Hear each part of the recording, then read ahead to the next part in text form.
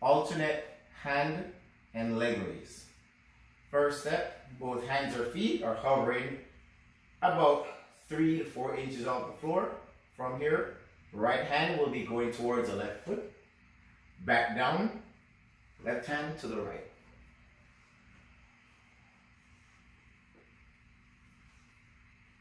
Primary focus, rectus abdominis with slight oblique engagement.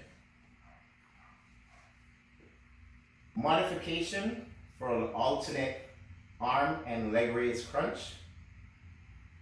Place one hand on the ground, the opposite hand, reach up, touch, or go as far as you can, back down, then repeat.